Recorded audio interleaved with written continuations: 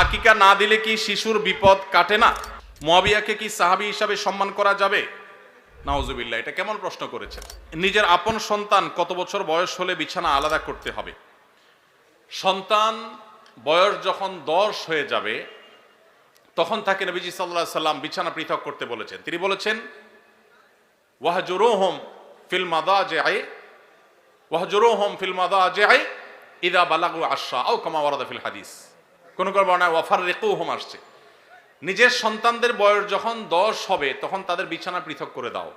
এক কম্বলে এক কাঁথার নিচে দুজন ঘুমাবে না, তখন আলাদা আলাদা হবে। যদি বিছানা পৃথক করা বলতে আলাদা খাট আলাদা চকিতে শোয়ানোর মতো আর্থিক সঙ্গতি না থাকে, তাহলে একই কক্ষেও যদি থাকে তো মাঝখানে পার্টিশন থাকবে, কোলবালিশ জাতীয় কিছু থাকবে, আলাদা কম্বল কাঁথা থাকবে, একই কাপড়ের ভিতরে বা একই কাপড়ের নিচে ঘুমাবে না।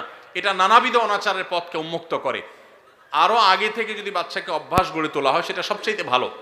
অনেকে আছেন এই বিষয়গুলোকে তেমন কোনো গুরুত্ব দেন না, অথচ এগুলোর কারণে বহু সর্বনাশা আমাদেরকে গ্রাস করে। বিধায় নবী সাল্লাল্লাহু আলাইহি সাল্লামের এই নির্দেশটা আমাদের খুব গুরুত্বের সাথে মানতে হবে। আকিকা না দিলে কি শিশুর বিপদ কাটে না? আকিকা না দিলে শিশুর বিপদ কাটে না এমন কোনো কথা কোরআন হাদিসে নেই। তবে আকিকা দেওয়া এটা গুরুত্বপূর্ণ একটা আমল। আল্লাহ কাউকে পুত্র সন্তান দান করলে 2টি ছাগল আর কন্যা সন্তান দান করলে 1টি ছাগল জবে করা, এটা নবীজি সাল্লাল্লাহু আলাইহি সাল্লামের সুন্নাহ। এটা জন্মের 7ম দিনে, না হলে 14তম দিনে, না হলে 21তম দিনে করবেন। সেটাও যদি কোনো কারণে না হয় পরে যে কোনো সময় করলেও আদায় হয়ে যাবে। এমনকি কারো শিশুকালে যদি আকিকা দেওয়া না হয়, বড় হওয়ার পর তার আকিকা দিলেও আদায় হয়ে যাবে।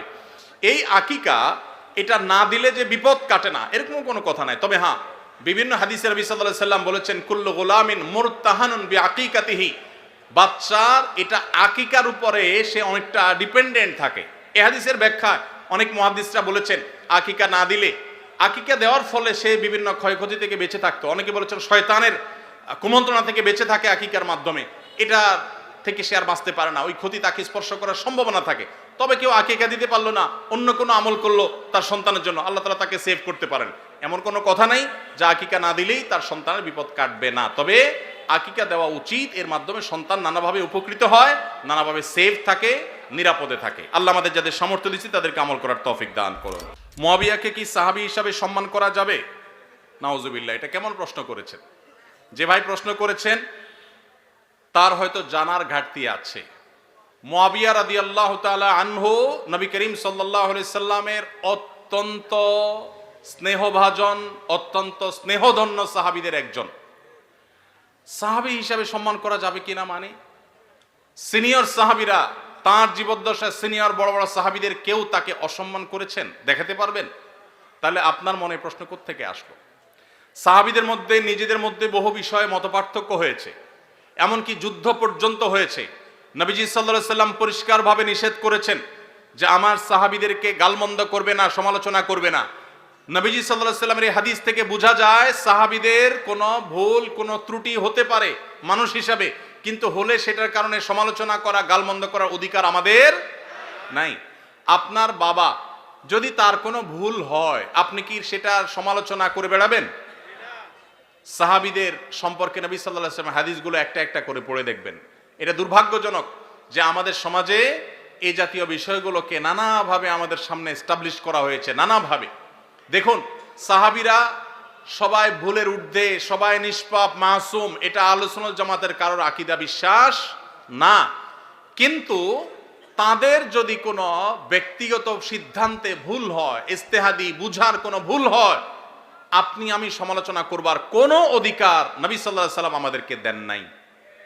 কে সাহস দিয়েছে আপনাকে যে আপনি আল্লাহ নবী সাল্লাল্লাহু আলাইহি সাল্লামের সাহাবীর দোষ বা ভুল চর্চা করবেন, সমালোচনা করবেন? মনে রাখবেন, কোরআনের আয়াতে আয়াতে দেখবেন আল্লাহ তাআলা সাহাবীদের পুরো সাহাবীদের পুরো জামাতের বিভিন্ন প্রশংসামূলক বাক্য ব্যবহার করেছেন। সীমাহুম ফি উজুহিহিম মিন আসারিস সুজুদ তারাহুম রুকআন সুজদান ইয়াবতাগুনা ফাদলাম মিনাল্লাহি ওয়া রিদওয়ানা। সাহাবীরা আল্লাহ বলছেন তারা আল্লাহর সন্তুষ্টি চায়, অন্য কিছু চায় না, ইখলাস আছে তাদের, আর আপনি সমালোচনা করেন কিভাবে? ভাইরা আমার, মুয়াবিয়া রাদিয়াল্লাহু তাআলা আনহু কে জানেন? তিনি সেই সাহাবী যাকে নবী সাল্লাল্লাহু আলাইহি সাল্লাম ওহী লেখার দায়িত্ব দিয়েছেন, কাতেবে ওহী। সহজ কথা না।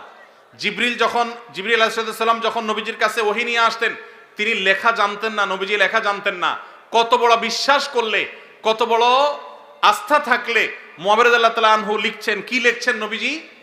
তিনি যেহেতু লেখাপড়া জানতেন না, তিনি উম্মি ছিলেন, কি লিখছেন তিনি জানেন না, কত বড় বিশ্বাস থাকলে তাকে দিয়ে নবী সাল্লাল্লাহু আলাইহি ওয়াসাল্লাম ওহী লেখাইছেন। সেই কাতিবে ওহী, তিনি সাহাবী হিসাবে পরিপূর্ণ মর্যাদা পাবেন।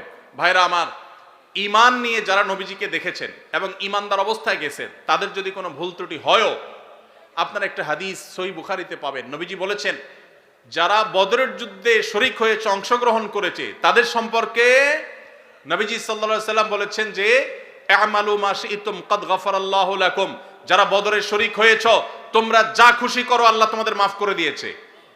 আল্লাহ যদি মাফ করে দেয়, আপনি সমালোচনা করার কে? আপনার আমার সমালোচনা করার রাইট আছে? এরকম সাহাবীদের নিয়ে এরকম আরো বহু হাদিস আছে। সব হাদিসগুলোকে সামনে রাখলে বোঝা যায় এটা আমাদের ঈমানের যে ধ্বংসাত্মক একটি বিষয়।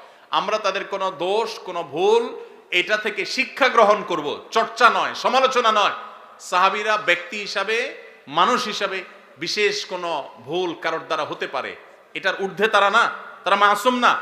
কিন্তু সাহাবীদের যে পুরো জামাতে সাহাবা, সেটা মৌলিকভাবে মোটা দাগে এটা আমাদের জন্য অনুসরণীয়, অনুকরণীয়। কিন্তু ব্যক্তি হিসাবে ব্যক্তি কেন্দ্রিক ভুল ভ্রান্তি থেকে তারা সবাই ঊর্ধ্বে মাসুম ছিলেন, এটা কারোর বিশ্বাস না। কিন্তু তাদের প্রতি অভক্তি, অশ্রদ্ধা, তাদের সমালোচনা করা, গালমন্দ করা আহলে সুন্নাত জামাতের সমস্ত উলামায়ে কেরামের ঐক্যমতে এটি নাজায়েজ, এটি গুনাহ এবং এটি বিভ্রান্তি।